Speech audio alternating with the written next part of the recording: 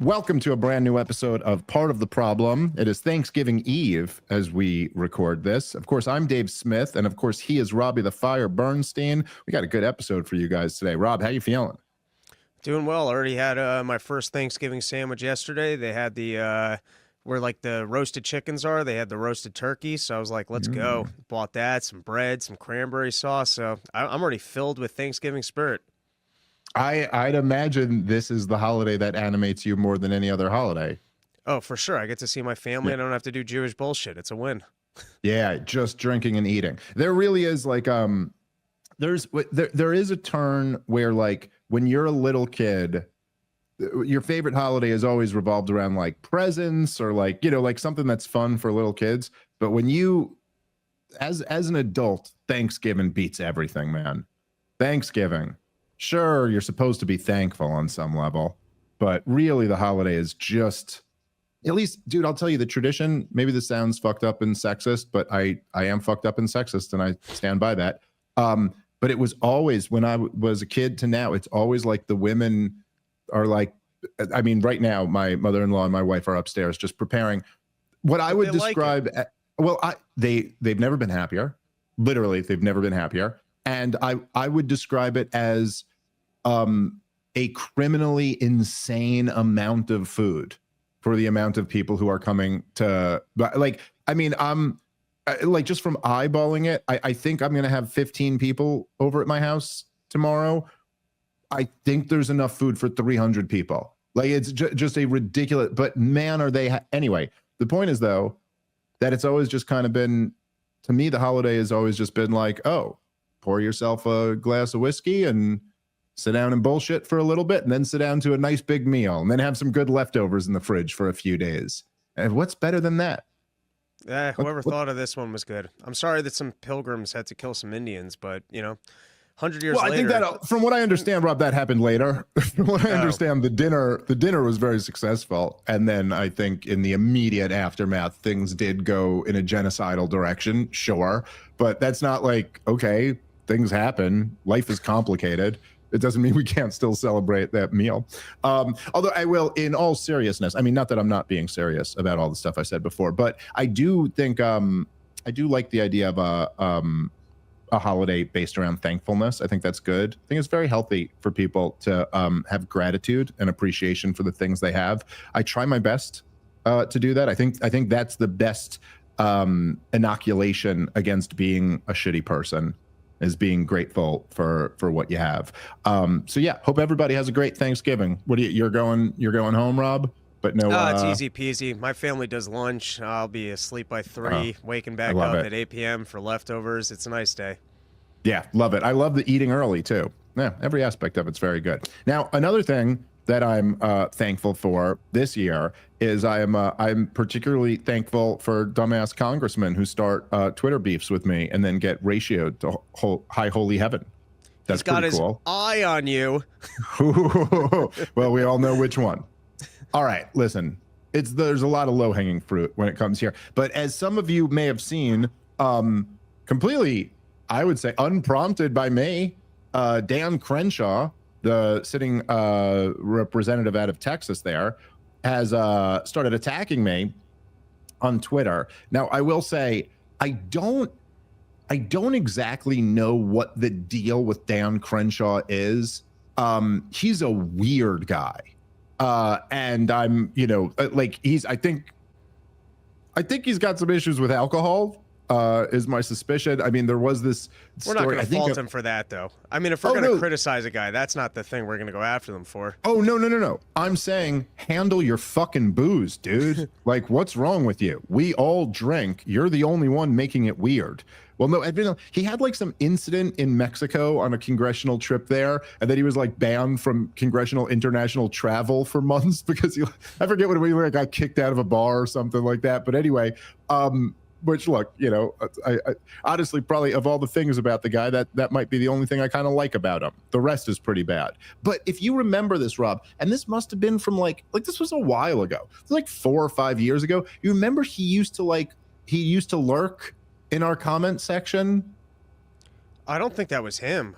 I think that was No, dude, it was him. Brian showed me, like, you could click on the thing and it was him or someone from his official account would like lurk in our comment section. And then I also happen to know like some behind the scenes stuff that I shouldn't, but let's just say he's reached out to some people before and been like, you can't have this Dave Smith guy on, blah, blah, blah, blah, blah. And then as a response to that, it was propositioned that we debate, which he immediately said no to. So anyway, he's been aware of who I am for a weird amount of time. Like, not just, it kind of makes sense, like maybe over the last year, maybe over the last couple years, but like before that, he was like aware of me, and obviously not not a fan, as he's, you know, trying to be the John McCain of this generation in the Senate. But so he came at me on Twitter, and I did think that this was actually like, I thought this was something worthy of bringing to the show, because it's not just, well, first of all, it's an actual congressman who's like arguing with us here. So, okay, you're somebody who holds political power. And then on top of that, like the way he came at me and then what he was trying to do afterward. I don't know if you saw any of this, Rob, but he's basically trying to make it that like he quote tweeted somebody else saying that I was denigrating him for his military service or something like that. So now the angle that they're trying to go with, which is quite pathetic, is that I was insulting all of the troops when I was insulting Dan Crenshaw, which, to be very clear here, I was just insulting Dan Crenshaw, which I refuse to stop doing. It's amazing how politicians will turn supposedly real men, I mean, the guy did real service in the military, into the bitchiest of tactics of how dare you, shame on you, what you said was offensive, and clearly that wasn't even your statement. But even if it was, you can actually just be a dude and have a conversation or take on ideas. To go with the just direct to shame on you, you should be ashamed of yourself, and all the feelings of all these individuals that I'm going to speak on behalf of them. It's like just the most lowly female liberal behavior. Yes. If we're going to rank female liberal like annoying behavior, I mean, that's got to be on the top of the list. It's like on the level of like the most annoying like chick, you know, saying the most annoying thing, and then you go, that's so annoying, and she goes, oh, it's because I'm a woman, and you're like, no, it's because you're you. Like, what are you hiding behind all this nonsense? And also, anyway, so just I'll just read what was written, and then I wanted to you know, make a few points about it. But so Dan Crenshaw just tweeted at me. He said, Dave Smith, seriously? This random comedian has gotten way too much attention as a pseudo-intellectual on foreign policy. We all know Candace has lost it, but don't forget about her co-conspirators. They're all in on the grift, begging for your engagement on social media. So, again, it's just, like you said, just all of them, they all argue like teenage girls. Like, it's just not one point, not anything of substance, just you're a poo-poo pants is basically what they come at you with. Like, what are you, like, how does a grown man write this, send it, and not just feel ashamed inside? It's just very weird. I did, by the way, it made me laugh that Clint's response was, he said, if you debate Dave, I'll donate $5,000 to your favorite charity. And then he put in parentheses, APAC, which I did. That is great. I don't know, that really made me laugh. His APAC is Dan's favorite charity. Is just, I thought that was good. So then I said something like, I go, random comedian. Well, then why is a sitting congressman wasting time talking to a random comedian? In which he responded, and this to me was what was it? So here's his response. So we could take this apart a little bit, but he said, I waste time addressing you because unfortunately you have enough people who buy into your nonsense. Maybe you're funnier than I thought, labeling me a war hawk. What war did I ever vote for, Dave? Yeah, I was in college, not a congressman. Sorry, I just fought and sacrificed in those wars so that grifters like you could sit back and safely build up conspiratorial narratives about all of it. So,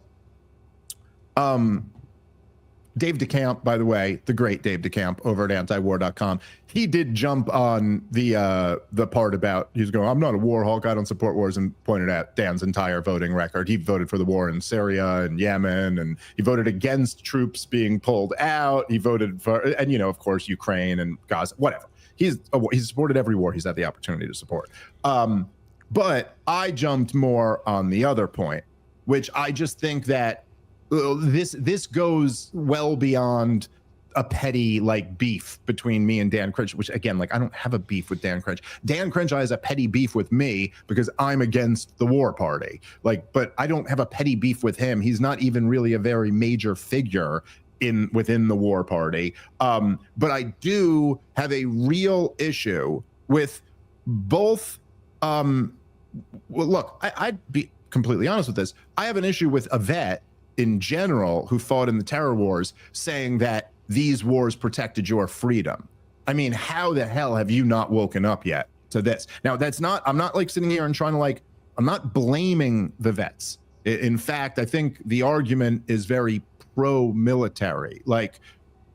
The idea is that we don't want your brothers and sisters, mostly brothers, to die for no reason and have their lives ruined and all this shit. But for Dan Crenshaw, for a sitting member of Congress to still be saying that the reason why I can podcast, or the reason why I can, I'm safe to do this because of the war on terrorism is, I mean, it's an appalling thing to believe in 2025, which makes absolutely no sense whatsoever. I mean, first of all, look, the only theater in the war on terrorism. I mean, what are the theaters in the war on terrorism, Rob? There was Iraq and Afghanistan. There was Libya. There was Somalia, Syria, Yemen, Pakistan, Niger.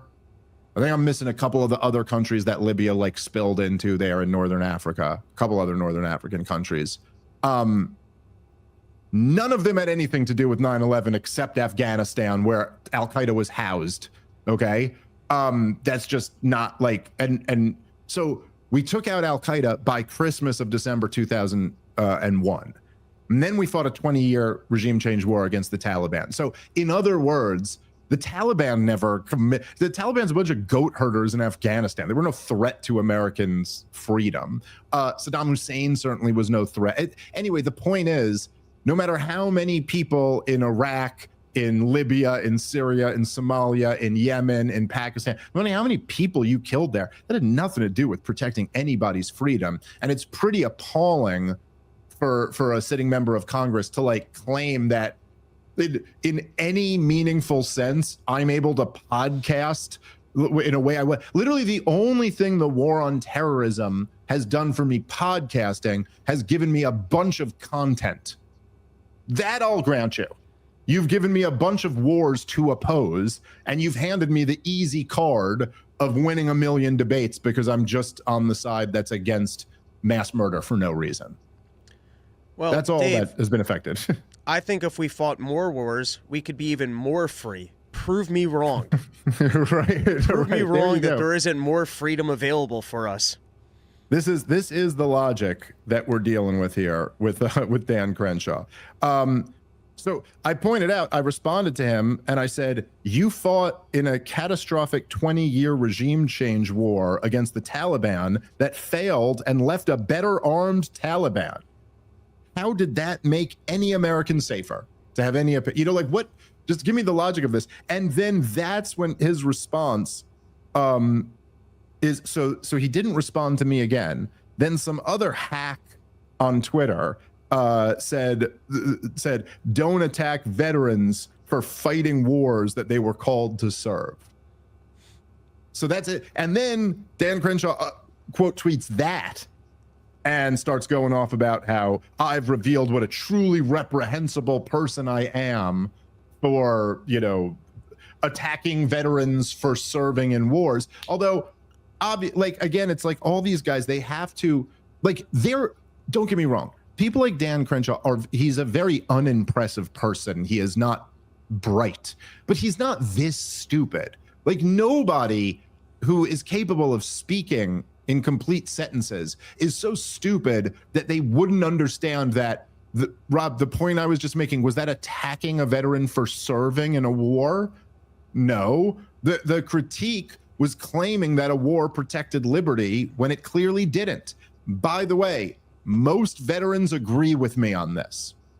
This is like he's trying to pull this thing like, what a reprehensible person you are because you say these wars didn't protect your freedom. But the thing is, the veterans all know this. This is what, even back in 2008, 2012, Ron Paul got more money from active duty military than anybody else.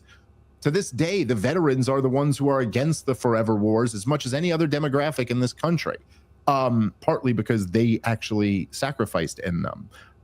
Like Dan Crenshaw, but he betrays that sacrifice now by trying to get more military members hurt in these stupid wars. But anyway, I just so right away, I guess the first comment to just make, Rob, is just like, how pathetic. How pathetic. Isn't that embarrassing? Just as an American, isn't it embarrassing to have a sitting member of Congress even getting in these Twitter spats, but then also just using the most disingenuous, like, bitchy girl fucking tactics? Get the fuck out of here, dude. I like the idea of Dan Crenshaw. He's sitting in his basement. He's got the one lamp up. He's got all the military plans out, and he sends out that tweet, and then you fire back with the wars didn't make us safer, and he sits there and goes, "Oh, he fell right into my I'm offended trap." That's it. That's what you got. What do you mean, you people? That's what you've got, Congressman Crenshaw. By the way, another wonderful element of Twitter in all of this is just that this dude, he is just getting ratioed on every goddamn post. Like every post is just people just dunking on him because it's weird. Like, when people go out, it's like these people like congressmen who, like, he's like, protected by armed security every day, and he's in his cushy office and he's going and giving speeches. But then you wander out into Twitter, which is just like the wild, wild west, and you try to bring this bullshit, and he's just getting eaten up, which is, a lot of fun. But anyway, also a lot of fun, but also it is a little bit indicative of just how much the audience is over this bullshit. But anyway, so he said, Now he says in this tweet where he quote tweets the other guy.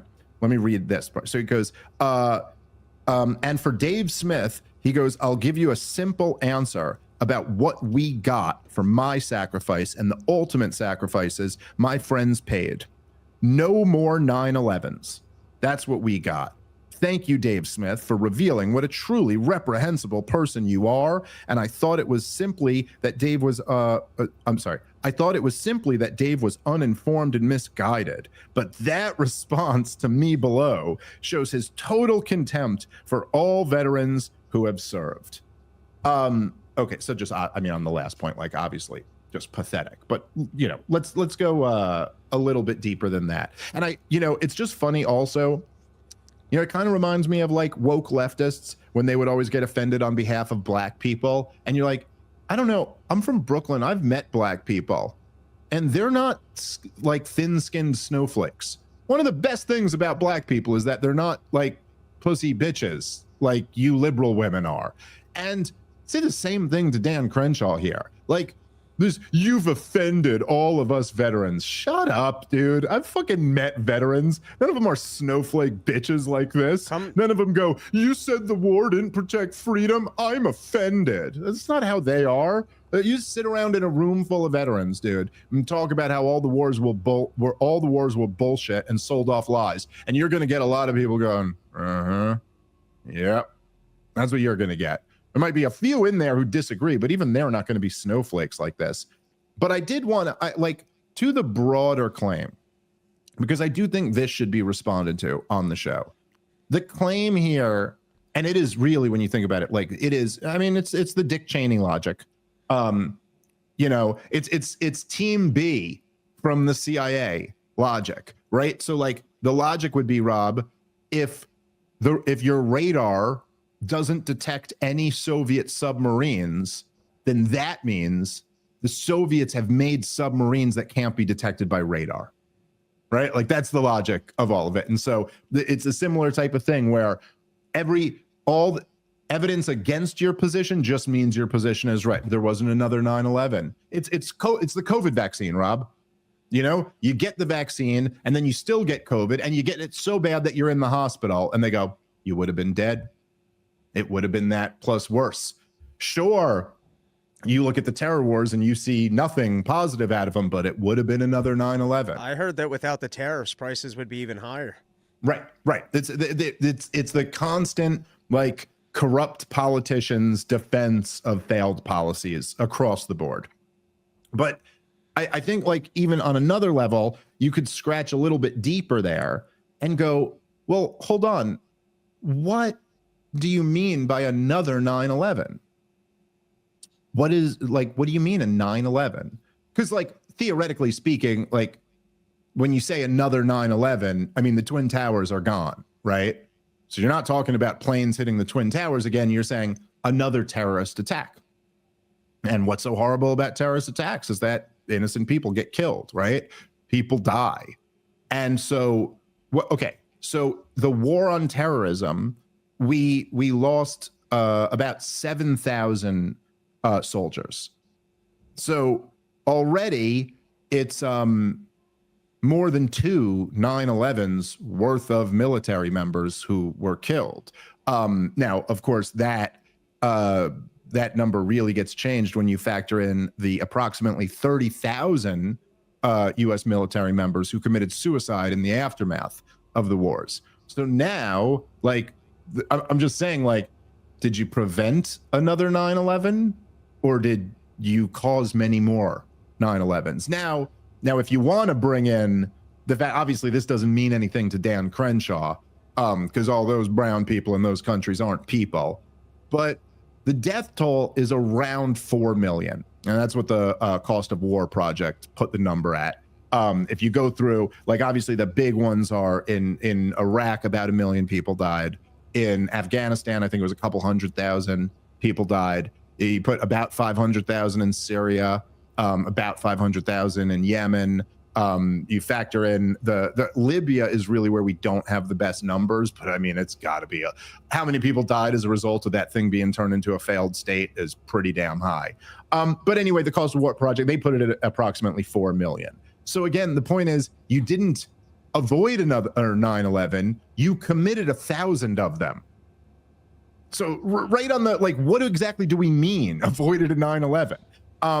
Also, there's like there's conflations between certain things, right? So like, let's say hypothetically there were a lot of things that were done after 9/11, right, Rob? But so like little things like you're allowed to have a gun on a plane now. They lock the cockpit door. Just locking the cockpit door changes the entire landscape of 9/11. But like, if you locked the cockpit door and you're like, oh, now it's much harder to hijack planes, now there won't be another 9/11. You didn't need to fight 7 wars. You know what I'm saying? So there might be some things that we've done that might like be like, oh, this will make it more difficult, even if you wanted to count like the TSA or something like that, even though I don't think either of us are going to argue that does much. But that has nothing to do with the wars. Like, you have to actually demonstrate how fighting those wars prevented another 9/11, because there's no way you can do that. Al-Qaeda grew in number. ISIS formed during the terror wars. The radical Sunni terrorist problem only got worse as a result of these wars. And also, Rob, it did come with a price tag to it. The price tag was about $8 trillion. Now, is anyone gonna say that spending $8 trillion on a failed mission made us more secure? Was that good for our national security? In fact, I think many people have argued that the debt is one of our biggest national security threats. So, look, forget the little Twitter spat. What's really revealed here is how disgusting this mentality is. And I found this kind of interesting because it speaks to like a more general theme on the show. That is, he's like in this same post, within one post, it's all contained in a tweet. Dan Crenshaw is talking about what a morally reprehensible person I am. And then he's also defending wars of aggression and choice that killed millions of people. And like, man, one of those is bad enough, but to combine the two together and then think that there's anything like that, you have the moral high ground to judge anybody else. You know, I've seen this over and over again. Like I just had a thing with one of the Babylon Bee guys about this. Alex Berenson, of course, who is kind of just sad, and I don't really want to continue our feud at all. But he came out defending the war in Iraq too, and it's like, to me, why? Like somebody's gonna have to explain to me, why is that not 1,000 times worse than the worst things Nick Fuentes has ever said? Like, why is it that you guys can sit here and defend mass murder campaigns that were clearly sold off lies? Like, by the way, Alex Berenson, who shares this, Alex Berenson worked at the New York Times while they were lying us into the war in Iraq. Now, when he defends the war in Iraq today, is he defending any of those lies? No, he can't. They've all been exposed. But he just goes, Iraq is a better place today than it was in 2002. I mean, very debatably, is it a better place than it was in 2002? But like, in order to get to that place, you had to kill 1 million people, dislocate like 9 million more, lose thousands of American servicemen, tens of thousands committing suicide in the wake. Is life better for them? Is it better for any of their family members? Oh, yeah. You just yada yada over the mass murder part and then go, oh, well, I think the result is better than the beginning. I'm sorry. You are a worse person than the worst groiper. Like, I'm sorry. I'm supposed to be outraged about like sarcasm from young men online, but you guys celebrate, you bloodthirsty monsters. You celebrate mass killing. You know, people objected to what Tucker Carlson said when he was on the show. And he said that like what animates all of these people is death. Like they're in this giant death cult, but they are. They're all in a death cult, man. They go, oh, Hamas is a death cult. Yeah, it is. You're in one too. Like this is, you know, in the world of being offended and clutching pearls. Well, like, how about that? How about being offended by defending the mass slaughter of innocent women and children? That seems to be a good place to start. I'm offended by that, Dan Crenshaw. And by the way, I will say in closing on the response to Dan Crenshaw, again, like you said, the reason why you're wasting time on a random comedian is because I've got a big following and a whole lot of people are believing my bullshit. Okay, fine. So you're posting to try to, you know, expose me or something like that. So why not come do it, man? I mean, you chickened out once, but like, why not? Come on the show. Let's see how it goes. Let's see. You come bring that Dick Cheney bullshit to me. And let's see how that works out for you. Open challenge, Dan Crenshaw. Now run and hide, Congressman. Go back to Capitol Hill because you know you don't want any of that. Oh, I know how we can prevent another 9/11. How's that? You just don't build buildings so high people want to knock them over. Simple. There you go. 2-story maximum. That's it. This is the new normal. Stick to inconspicuous buildings. You know what else you can do is not train foreign terrorists. Or fun Islamic extremists and call them whatever, the middle ground, or what was Obama's thing? The JV. Medium, the JV? No, it was like the medium terrorists, the rational, what was his line? The moderate rebels. Yeah, the moderate rebels. Quit funding and arming moderate rebels. Go listen to the intro of this very show. Yeah, there you go. Well, they were both those quotes were like in the same thing, because when he was pushing the moderate rebel, which by the way, isn't that that really is one of the funniest government lies ever. This is when they were starting the dirty war in Syria. Or I guess it was a year after they had started the thing. But where they said essentially that there were like, okay, so we knew that Bashar al-Assad was the leader of Syria. And then they knew that the bin Ladenite head choppers were amongst the resistance. But then they tried to convince you that there were moderate rebels in the middle. who were going to be able to defeat both sides through their moderation. And then, like, but just imagine, first of all, like, when you're talking about a civil war, I think by definition, anyone who picks up a rifle and jumps into the war you can't really call them a moderate anymore, Rob. And then, like, if you were going to say that these moderates are so, like, you have to make the argument that they're moderate guerrilla fighters who are such, like, killers that they could take out the Assad government and take out Al-Qaeda and ISIS, but they're still moderate. That's a tough. So they really try, and of course, who would be stupid enough to run with that? The New York Times. That's who's stupid enough to run with the idea that we have moderate rebels. So at the same time, when Obama was trying to sell you on the moderate rebels, he referred to ISIS as the JV because he was trying to downplay, like, the growing threat of ISIS. And so he was like, those guys, little JV guys. And then they invaded Western Iraq and conquered the thing. And they didn't seem so JV. It was a real varsity move that they pulled off when they invaded Iraq. Okay. All right, we should switch gears because there are a couple of other things that we wanted to talk about. By the way, if you guys are in the live chat, if you want to put some questions in there, I will do my best to get to a few. If you want to be a member of the live chat, you got to sign up over at partoftheproblem.com. Great way to support the show. We really appreciate it. Okay, so there were a couple other things that I thought were important that we had not discussed yet this week. One of the major ones it's one of these stories that I do think is much bigger than the actual story. But I know you've been following this. James Comey, all charges dismissed. Oof. What can you even say about this, Rob? I mean, it seems to me from everything I've read about it, it seems pretty uncontroversial that the story here, at least on the surface of it, not saying there's not more to it, there quite possibly is, but at least on the surface, is that the prosecutor completely messed up this thing. And like all types of like little technical things that are just like that. Go ahead. Well, I'm sorry. I didn't mean to. I did interrupt you. You're right, but you're wrong.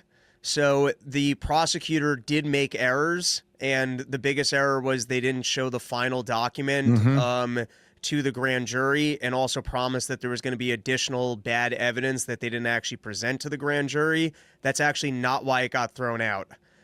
It got thrown out because both this and the Letitia James case both got thrown out because she was not her status was granted improperly. And so you need to get like actual congressional approval for these appointees unless they're on a temporary basis. And she had overstayed the amount of time that would have been like the temporary basis, and they just reappointed her anyways. And so it's but this is what, from my understanding, so it's very technical. The judge basically just threw it out as she's not allowed to be in that position. Both cases can be rebrought. Right. The Comey case is less likely to be rebrought because it's past the statute of limitations. The Letitia James one, I think, probably will get rebrought. So it actually was like, it's just classic Donald Trump being a loser, and that they did something in a sloppy fashion and they can't walk away from a victory on the Comey case. Clearly guilty. Would have been good to take down someone in the deep state who clearly did Donald Trump wrong, but it's just Donald Trump loser shit that when push comes to shove, they're just kind of sloppy and they don't execute well. So in this one, yes, you're 100% right. The prosecutor did do a bunch of stuff that probably also would have gotten the case thrown out, but that's actually not why it was dismissed. It was dismissed because of she shouldn't be there to begin with. Yeah, I think it was actually probably an error by the AG, whatever that lady's name is. Pam Bondi. Yeah. It's just mishandled on every level. And, there's something obviously with Comey, the thing that's bigger about this is that, look, we all watched this, okay? When they tried to bury the Epstein story, they immediately pivoted to Russiagate.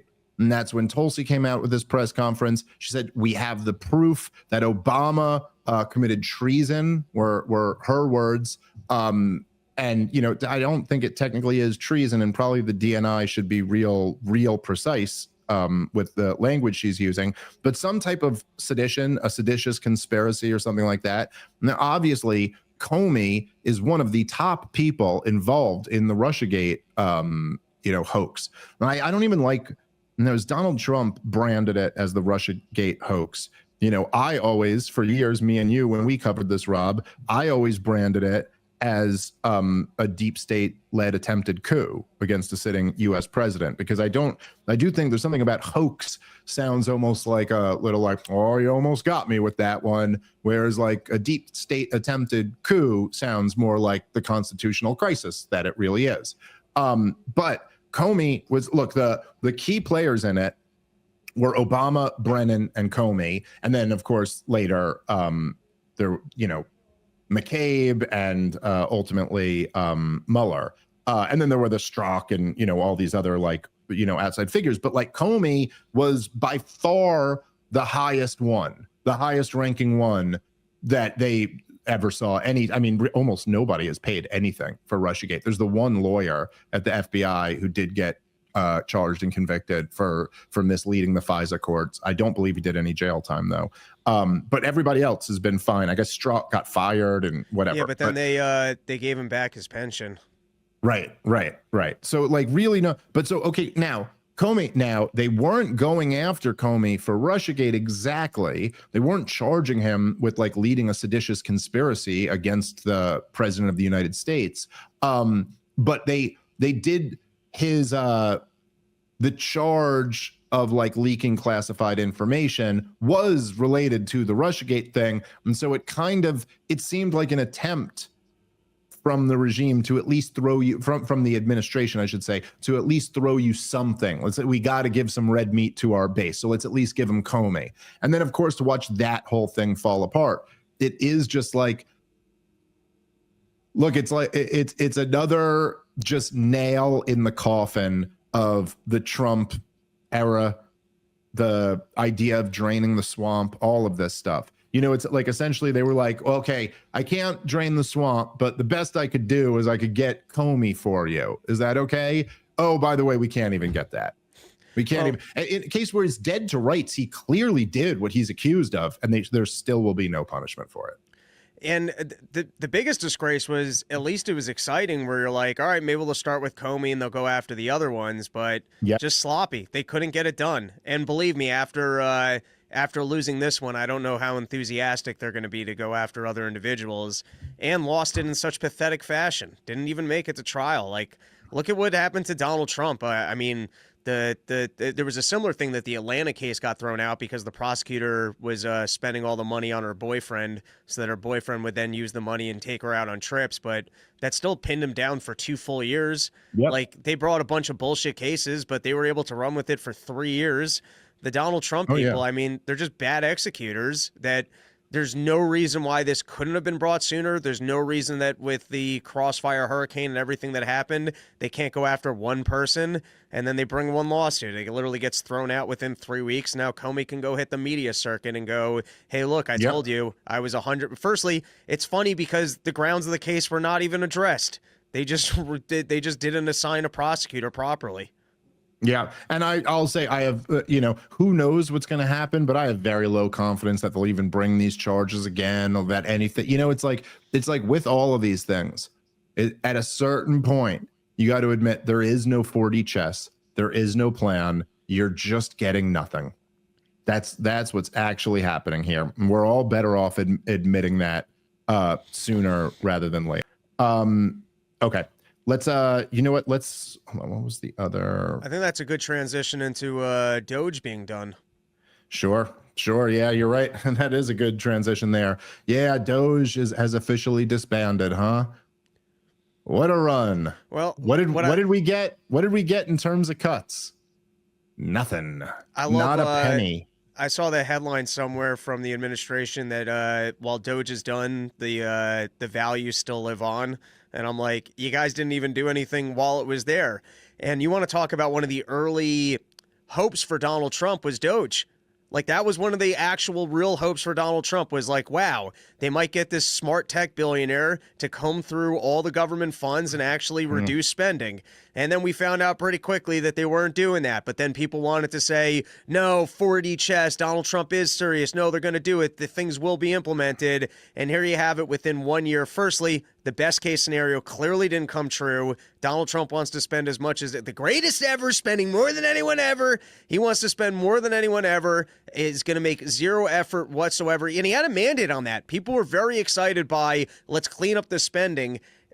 I don't even think they're going after all the supposed NGO funding that the Democrats are basically using against mine and yours interests. We had a couple of goofy storylines about things that were going to, like, trans kids in Brazil. And then I don't know if that stuff got refunded, but a lot of it did get just refunded when they did, like, the next budget.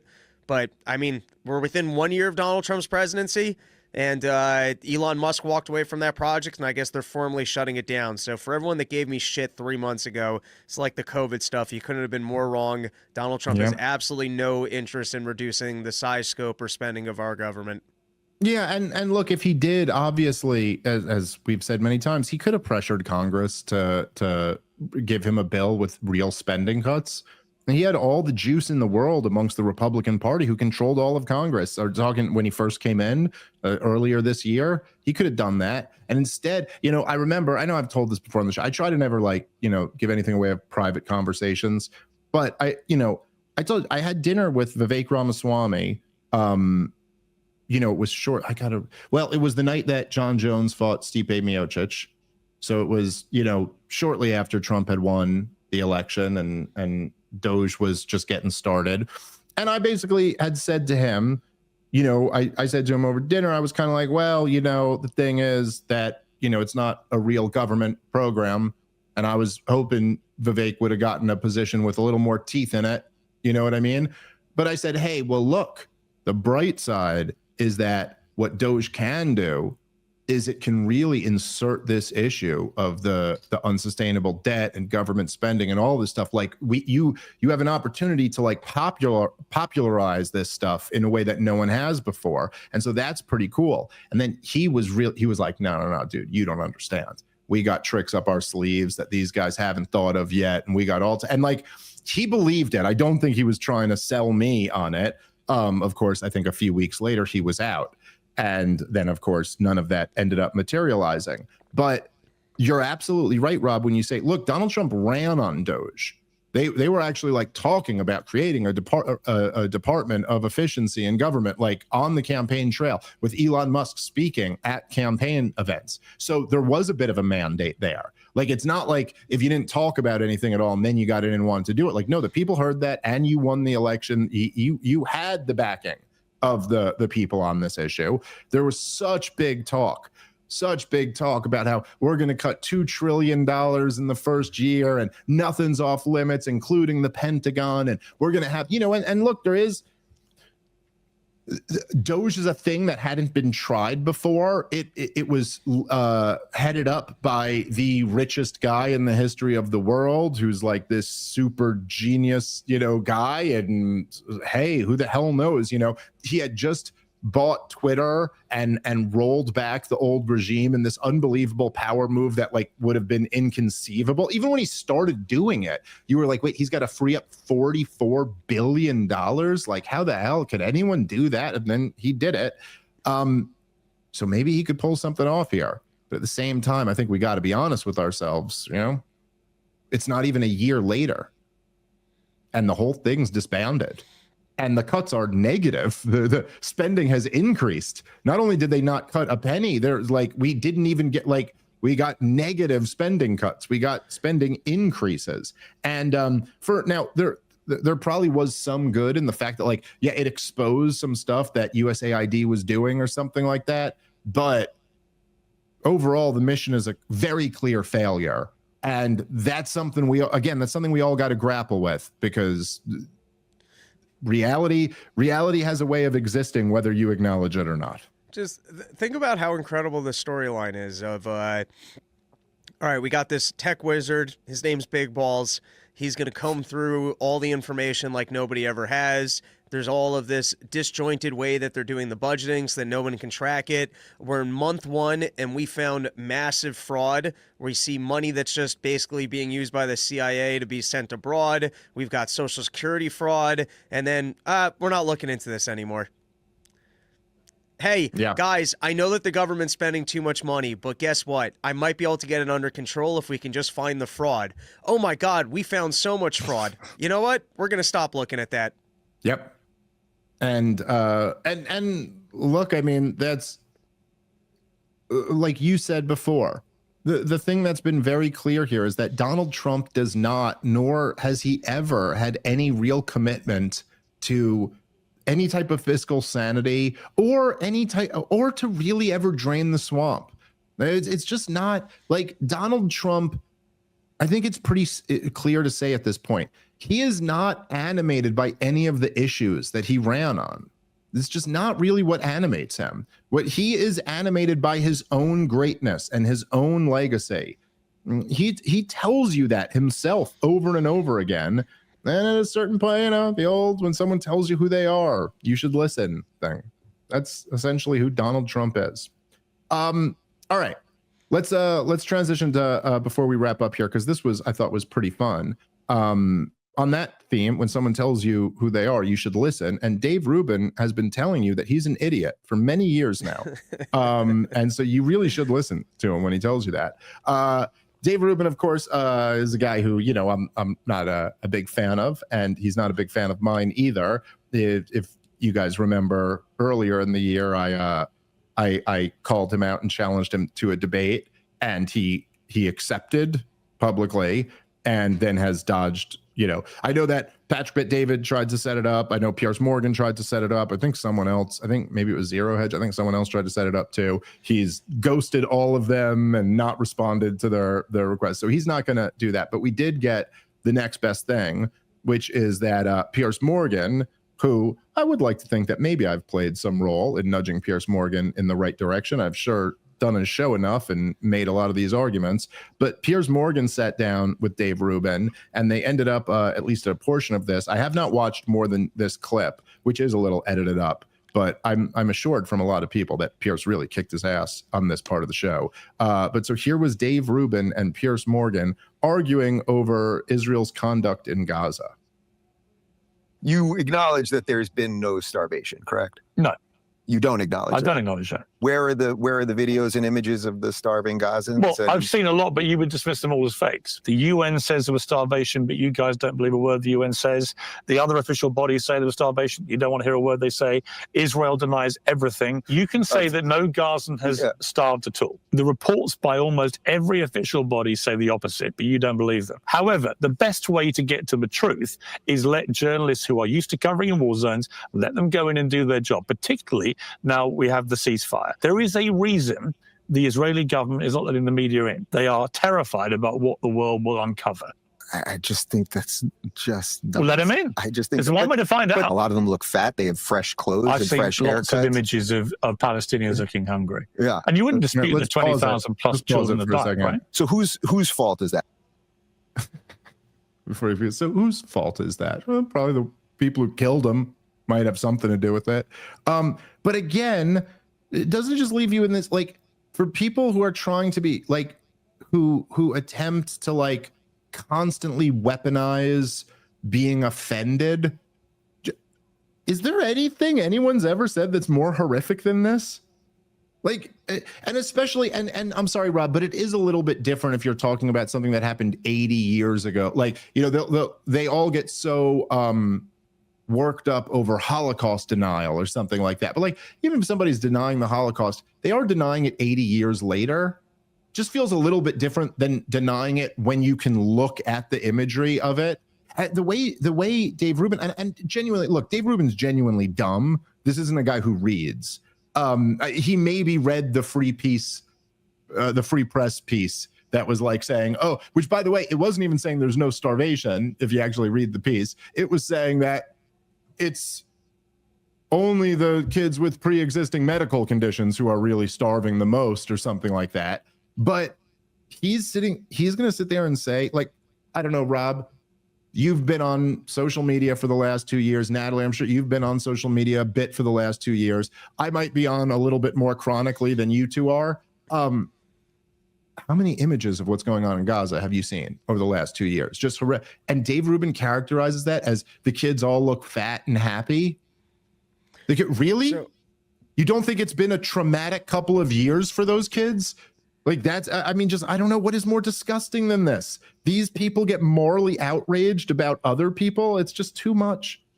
Sorry, go ahead, Rob. You know, I have had the thought, because we've seen images of people post-Holocaust that are human skeletons. And we even saw pictures of in Yemen when the starvation was going on, and there were some horrific pictures there. I have seen footage from within Gaza where I'm like, some of these people don't look starving. But then on the same note, we've all clearly seen people getting killed on food lines because they're so hungry, they're willing to be on a food line. And I think Piers certainly frames it well, where he goes, well, every official agency is saying that there's a food problem there. Why are you saying that there isn't? And at first he goes, well, that's just outrageous. And then I guess he basically concedes it and then goes, well, whose fault is it? Which is basically an admission of, well, then that is a problem in the region. Right. Yeah. It's almost interesting of Rubin to delve in and go, like, I'm just saying, if you and I were having the argument of there is no food problem in Gaza, we'd probably have the information on that. It wouldn't be from a single image. You would go, oh, actually, there's blank amount of food available. Or you might even have a storyline of how much food is available but has been siphoned off from Hamas. But it's a little bit interesting to just, I guess, position it as fact that nobody's hungry in the area with nothing to back up that claim, and put it on Piers and go, why do you think people are hungry? And he goes, well, every agency's saying that. Why do you think otherwise? And Rubin doesn't really have much of a response. Yeah, I mean, there was that major piece in Haaretz, the Israeli newspaper, several months back, 3 or 4 months ago. It's a killing field or something like that was the title, where they actually had several IDF soldiers who admitted that they were given orders to shoot into the crowd of shoot live ammunition. I guess people are on food lines for the television optics. It makes Israel look bad, so they just line up every day. They go out there to get shot at, and they don't actually even need the food. Now, to be clear, this was a regular occurrence. This is how they were essentially using crowd control. Is so they would just fire live rounds at the crowd away from the area where they want them to go. And the thing is, they're doing this at night, and people freak out when you start shooting at them. And so a whole bunch of people start running in different directions. A bunch of people got killed. I mean, it was like hundreds and hundreds of people. It might have, I think I read 2,000 people, they said, died this way, died from being killed at the food sites. And yet these people kept coming back. Like, think about how hungry you'd have to be to go. Like, imagine you're waiting on a line for a little bit of food, and then people start firing rounds of live ammunition at you. You'd have to really be pretty food insecure to continue showing up on those lines. Okay. Also, as Piers correctly points out, everybody that looks into everybody, not one word, everybody that looks into this has all concluded that there is starvation in Gaza, and has been for quite a while. So again, Dave Rubin starts with like, but you do accept that there's no starvation. Like, that's only something in your insane Zionist circles that people accept. Wasn't part of the current peace agreement that Israel had to allow aid back in? Yes. So isn't that a United States admission of the fact that I guess aid is needed? Dude, they had a full blockade for 3 months where they let nothing through. And their finance minister, Smotrich, openly bragged that not one grain of wheat will enter Gaza. And it didn't. They did it for 3 months after almost 2 years of destroying the place. Yeah, this is totally uncontroversial. So anyway, to him, it's just a hoax that we've been led to believe that there isn't enough food resources in Gaza. Israel never did nothing. That's what Dave Rubin. I'm going to guess all the buildings are still there too. Yeah, that's what gay baby thief Dave Rubin would have you believe. There's just nothing Israel's ever done wrong. All right, let's keep playing. The 20,000 plus children have died, right? So whose fault is that? I mean, you don't honestly think that life for a young Palestinian kid in Gaza in the last 2 years has been anything but utter helldy. I do believe the 3-month blockade earlier this year was a criminal blockade. I believe it was deliberate starvation of the people, deliberately denying them food and aid. If you Has any other country in the history of the world been told to feed the people that are killing it? If you look at the Geneva Convention, actually, but then no other country in the world has the control that Israel has over Gaza. Pause it for a second. Right? Which again is a whole separate. Dude, by the way, can I just say, but Dave Rubin, what happened with me and him was that Dave Rubin like publicly was just insulting me and like called me a moron and said, I don't know what I'm talking about. So then I challenged him and I was like, hey, why don't we debate? We'll see who's a moron and doesn't know what they're talking about. And then I went, but you're too much of a coward, so you won't do it. So then he went, I'm not a coward, I will do it. And then he just refused to do it. He played that well. That was the best way to like, that was very wise of Dave Rubin to not show up. Can you imagine him coming and debating me with like, this is actually what he's got. It's like how pathetic the line of argument, which goes, oh, well, you expect Israel to feed the people that they're at war with? We don't really expect that of other people. By the way, Konstantin did try to make this argument to me on trigonometry at one point. He was a nice guy about it. So I just said, but like he goes, well, we don't expect Russia to feed Ukraine. And I went, yeah, but Russia doesn't have a blockade around Ukraine. There's never been an issue getting aid into Ukraine. In fact, Ukraine has received more aid over the last 3 years than any country in the world. So like, yeah, it's kind of different. And like, yes, the right. It is funny because they'll bring this up as if it's like a gotcha. Oh, see, you have a double standard against Israel, when actually, Rob, what is it? It's like, oh, yes, because you've occupied these people for 60 years and you have a full blockade around the country. That's why there's a responsibility on you. By the way, not to feed Gaza. That's not what anyone's asking Israel to do. What they're asking them to do is allow the international aid through. The world has sent aid to Gaza. It's waiting outside of Gaza, and the IDF won't let it in.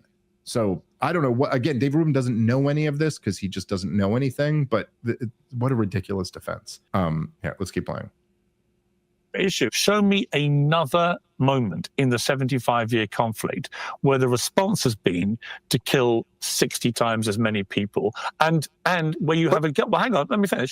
Where you have a government with people like Smodrich and Ben-Gvir who begin publicly, openly talking about ethnically cleansing all the Palestinians from Gaza, about annexing the West Bank, about taking complete control of all of it, to the point that Donald Trump had to step in and say that is not happening. Random ministers well, they're not random ministers. About, they're not the two of the most senior people in the government. No, but them talking about things is different. I mean, I hear that a lot. Well, my point is this. You have a unique population in Gaza where half of them are under 18. There is a unique proportion of kids in this part of the world, right? So at what point do you try and find a different way to resolve this? The only solution that seemed to be being offered by Netanyahu, Ben-Gvir, Smodrich, and the others was to raise Gaza to the floor and to expel all Palestinians. So Netanyahu would annex West Bank tomorrow.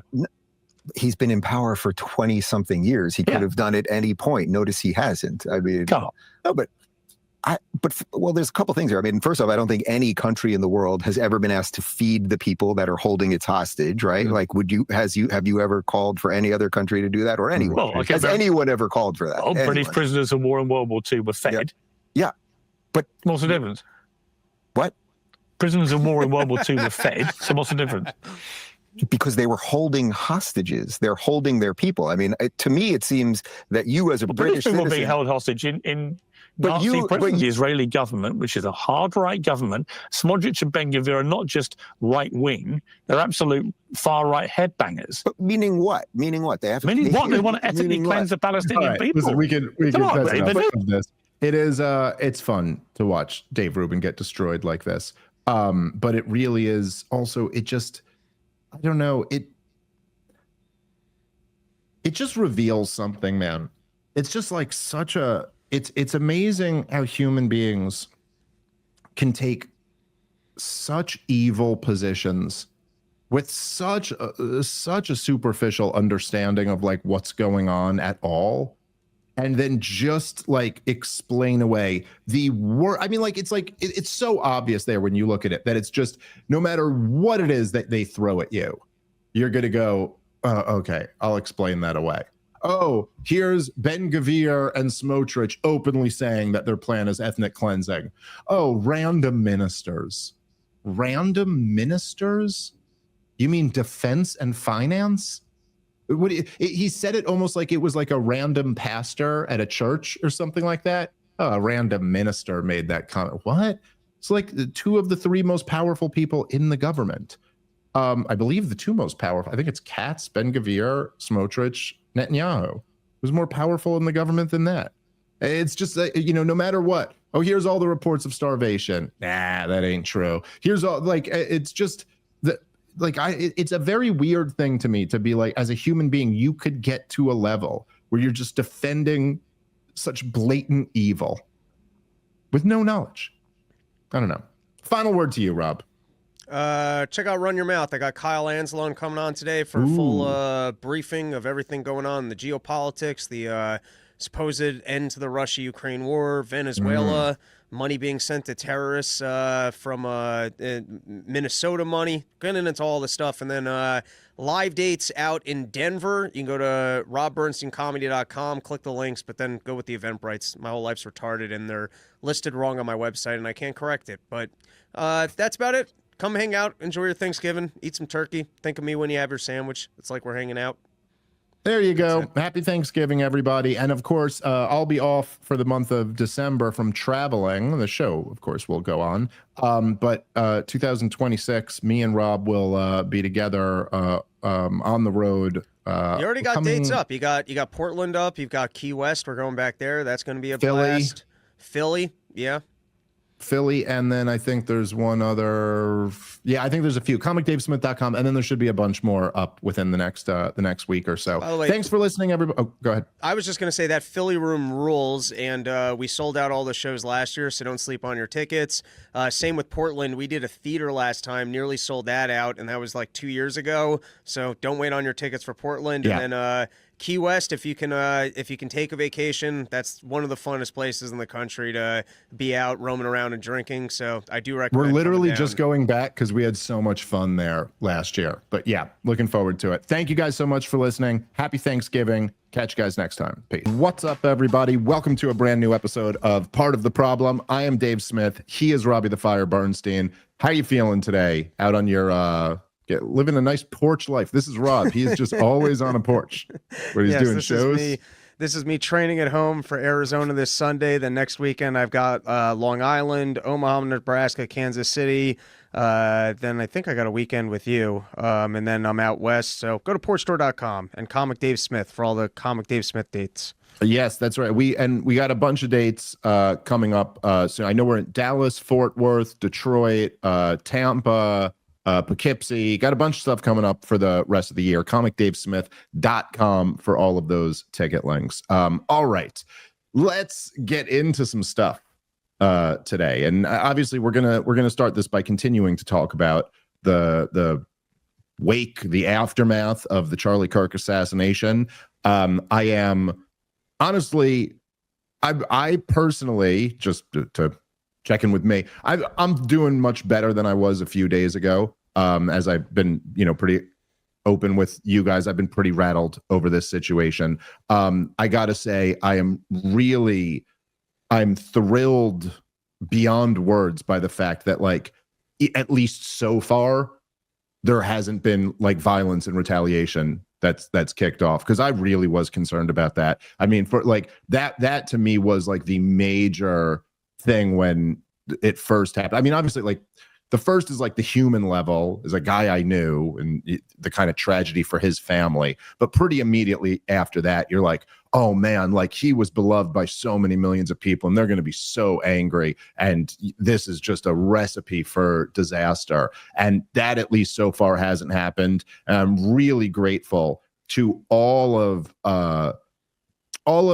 public figures who have kind of been urging calm through this whole thing, and there's been a lot of that, and that I think that is really important. And so, man, at least thank God for that. In a sea of kind of a tragic event, at least there is the silver lining that I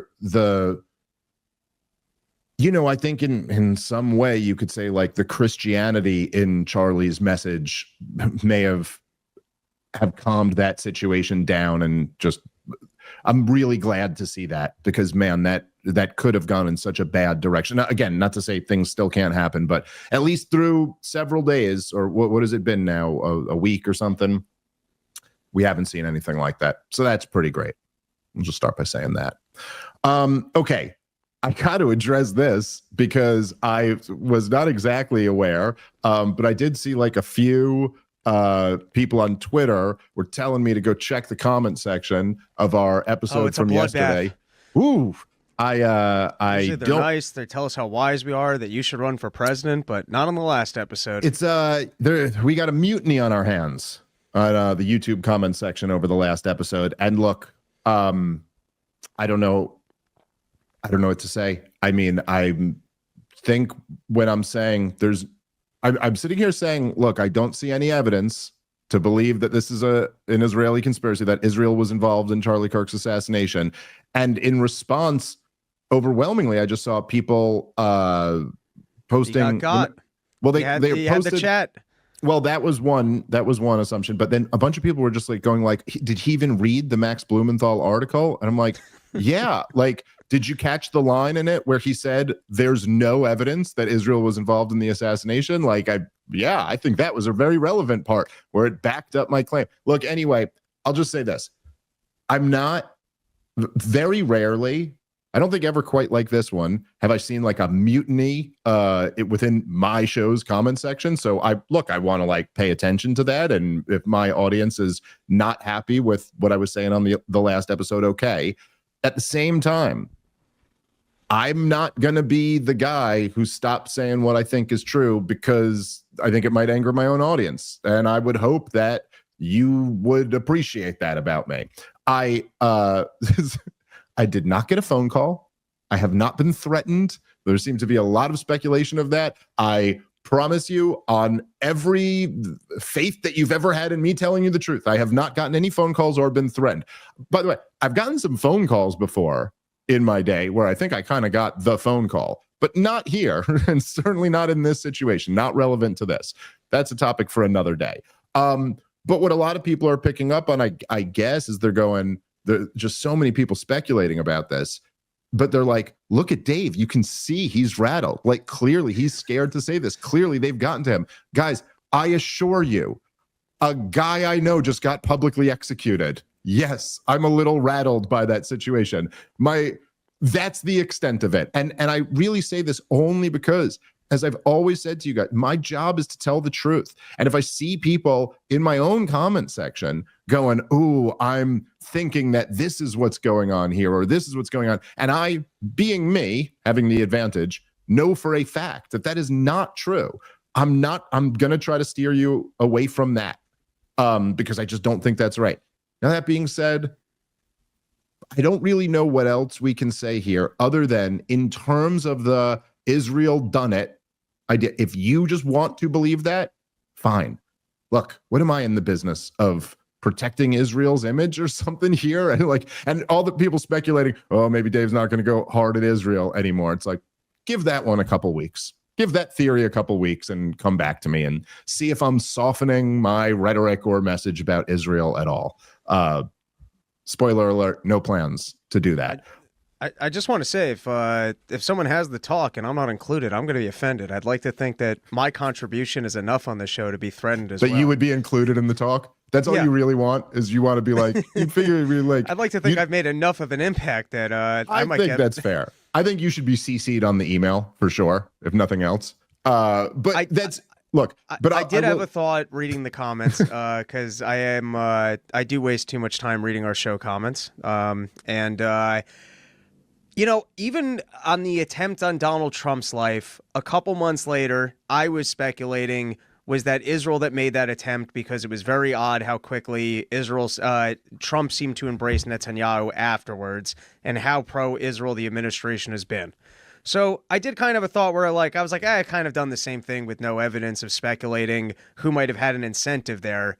I think in this case, though, it's very reasonable 2 days after it happened, when people are saying it was definitively Israel without any evidence, to be like, well, what is the evidence of that charge?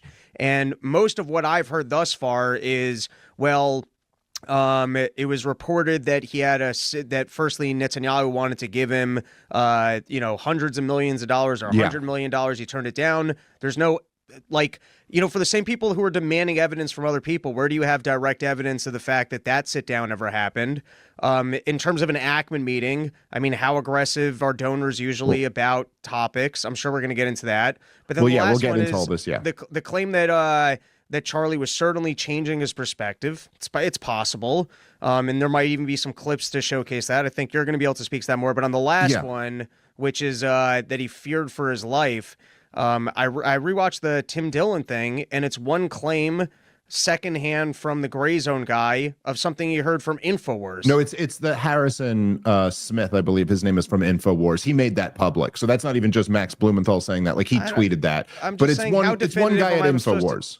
How definitive proof is it that someone at InfoWars makes a claim about a conversation that they weren't at? I don't know. That's not the end all of proof. With all of these things, man, you just have to be skeptical, and you have to be like discerning if you really want to get to the bottom of it. But I will say, look, to the audience who's upset about this, look, you find me some evidence, I will happily take a look at it. As of right now, I'm seeing nothing. But that being said, we could almost even agree to disagree on this. You've made up your mind. It's Israel. Okay, you decided that. That I'm never going to be the guy. And look, just think about it like this, Rob. This is the thing that gets to me, that is a bit I don't know, strange. But so, of the two people, specifically the two people who I called out, which were Ian Carroll and Max Blumenthal. So I'm sitting here saying there's no evidence for this. People are sending me Max Blumenthal's article. In the article, he himself says, we have no evidence for this. Okay? So that's one point. Number two, Ian Carroll, which I also just saw this after we recorded yesterday. I thought he just didn't respond. But then someone sent me the clip where Ian Carroll, in response to what I said, yeah, Dave's right. I got a little out ahead of my skis, a little over my skis there. And he probably had a more level-headed response than me. I shouldn't have said, we knew this with certainty. So both the people there are agreeing with me. Even your guys who you're pointing me to are still saying the same thing I've said. By the way, Candace Owens, we're going to get into that too. She's also saying, I don't know, you know what I mean? Evidence that Israel did this. But there is, so let's talk about this, because here's something, and I think maybe the people who disagree with me on this, we're going to have to agree to disagree for now. I am not at all telling you to believe the government's narrative. In fact, I believe I said on the show yesterday that the one thing we can count on with certainty is that the government will be shady and dishonest. And clearly already everyone's attempting to manipulate the situation toward their own ends. But if you want to already agree, that fine. I'm saying my position on this is I see no evidence that Israel assassinated Charlie Kirk. I'm open to it if anyone produces any. I don't trust the government. There are some things in the official story at this point that I would say are not quite adding up, and we'll see what more information we can get. Let's talk a little bit about Candace Owens' episode, because Candace Owens, so she went live last night. Can I say one other thing about sure, go evidence? Ahead. Firstly, everything is circumstantial evidence of that Israel might have had a motive to do it. There is no circumstantial evidence of the actual crime of killing Charlie by Israel. Secondly, I listen, the audience is large and mighty, and we're lucky to have them here. So I'm not I can't call the collective audience wrong, or particularly in the comments for being wrong. But I guess I have a different opinion on this, where sometimes on the show where you state, I'm not there yet, I'm agnostic on this, I haven't seen enough evidence of this, to just say I'd like to see a little bit more before that claim, and then the audience hops on with how dare you not have a firm perspective yet. It's if you're being honest about what you've read or seen or where your perspective is, it's crazy to be how come you don't have more certainty on something? Yeah, I mean, I agree with you. But I will say so Candace does this episode last night. And first off, it was incredible, I thought. And it was first of all, it was difficult to watch, partially just because I love Candace, and she is so clearly really grieving for someone who is a brother to her. She's in pain over having lost someone so close to her, and that kind of came through. And then anyway, there's but the numbers were insane. So I've never seen anything like it before. I don't know that I've ever seen on YouTube where she was so I was watching it. I don't know what time it was, like yesterday evening. But so I'm like, it was live streaming. So I was watching it, but I was like a little behind the live stream. And then I was doing a few things. Like I think I was putting one of the kids to bed and then like making a sandwich or whatever. So I'm like doing other things and then I'd come back to it. So I was watching it live, but like behind the live stream. And then when I got back to it, it wasn't a live stream anymore. You know what I'm saying? Like the live stream had ended and I was watching the video. And so when I just remember when I was on, I think it was 300,000 people were watching live when I was on the live stream. And then when I came back to it, I mean, the live stream had just ended and it was like over 1 million. Like it was like, it was, I think it's up to like 5 million last I checked or something like that. It was just breaking the goddamn internet. I mean, it's like huge show. And there was something so compelling about it. It was like, hearing from Charlie Kirk's dear friend, who was the one who broke off from the Daily Wire and all of that. It was just very interesting. And so she's talking about, which is a whole different almost element of, I don't know, of a theory here, where like, if you narrow this down a little bit, right? Like I'm saying, I don't see any evidence pointing in the direction that Israel did this. However, a separate question, which you can connect to that if you want to. I just want to be clear that I'm not connecting to that because I don't see a reason to, or a clear piece of evidence to. But there are the claims being made, Benjamin Netanyahu himself trying to milk Charlie Kirk's death. And now there are other claims being made about what Charlie Kirk's state of mind was about Israel during that time. And that in itself is an interesting question. And Candace, in this episode, she did at one point call on me and Tucker Carlson to come forward with whatever information we have.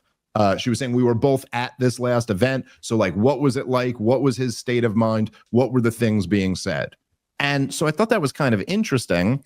And I'm thinking, and so I thought maybe the best I could do here as a response to the audience being upset about the last episode is like, I'll just come clean with everything I know, including like some fucking text messages between me and Charlie Kirk, which I figured there were a couple that I thought were kind of relative. So after listening to the Candace episode, I thought about it and I was like, almost like trying to replay in my mind, like what exactly was said when we were hanging out in that green room. Because we did hang out for quite a bit before the debate. And the truth is, there was nothing I could say tangibly about that encounter like demonstrated that Charlie was changing his mind about Israel or something like that. He was very friendly the entire time. I was me. And so I was, at first, what happened was first I went in there and it was just me and Charlie and his guy. I'm blanking on his name right now. I apologize, but he's the guy who's like on his podcast. So it was them two, and then Josh Hammer came in, and it was like all of us for a little bit, and then Charlie's buddy left, and it was just me, Charlie, and Josh for a little bit.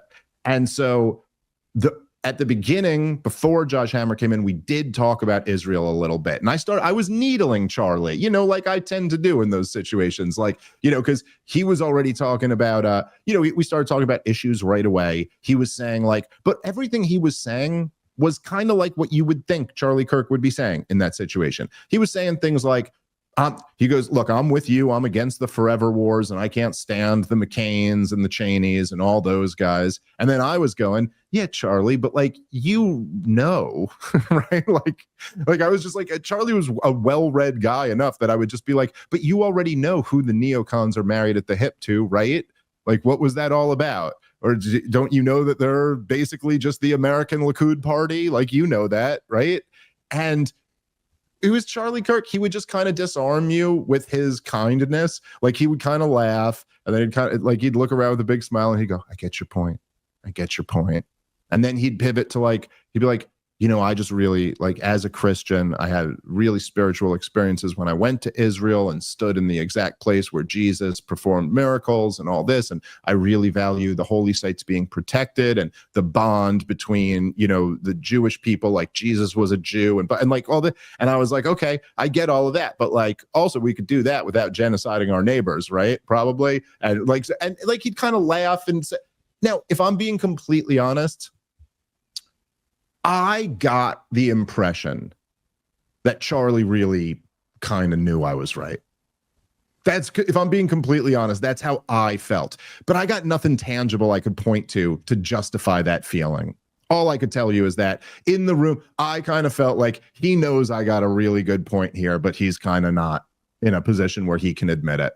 That's how I felt. But that is purely just a vibe I got. There was nothing he said that actually backed up that was his feeling. And then when Josh Hammer came in, I don't even remember. I remember at one point he was like interested in talking to me about like how I'm good on borders and abortion and most libertarians are bad on that. And then we got into a whole conversation about how libertarian first principles lead you to not being for open borders. And it was just like other stuff that wasn't that topic. It was kind of like a thing where Charlie had been saying, and I think I talked about this the week we did a podcast with like my thoughts on the event right after the event, but once Josh Hammer came in the room, Charlie had been stressing the whole time how he really wanted a good faith exchange of ideas. And he didn't want this to devolve into name calling or be anything, and that he really wanted to have a good, honest exchange between me and Josh. And so I said yes, and Josh said the same thing. Josh said absolutely yes. And so then we all the three of us had a very pleasant conversation, and we ended up talking about other topics. And I think part of that was just like, to keep it light and friendly in the green room. Like, we're about to go out there and debate this topic, so let's just talk about immigration, where we all agree for a little bit before we go out there. Then, as I pointed out before, Josh Hammer goes out, and by the end of his opening statement, he said he was disgusted to be on the stage with me. And I had pointed out like what a snake behavior that was, because literally we had just had like a 40-minute pleasant conversation. Like, we were all being friends. And then he got out there and said he was disgusted to be in my presence or whatever. Anyway, then I wiped the floor with Josh Hammer, and that's how the thing ended. So I didn't really have anything, when Candace was like, come forward with whatever information you have. I was just, as I was thinking about it, I was like, I don't really have anything there. But then I did think to myself, I was like, oh, like me and Charlie Kirk have texted a fair amount of times over the years. Like, let me go back and just see what we said exactly. Because I remember he had gone out of his way to like text nice stuff. And I said this publicly before too, that was our relationship essentially, that he just started reaching out to me. I had done his podcast a time or two, I believe. And he would just text me like nice things before, and then he invited me to that Turning Point event.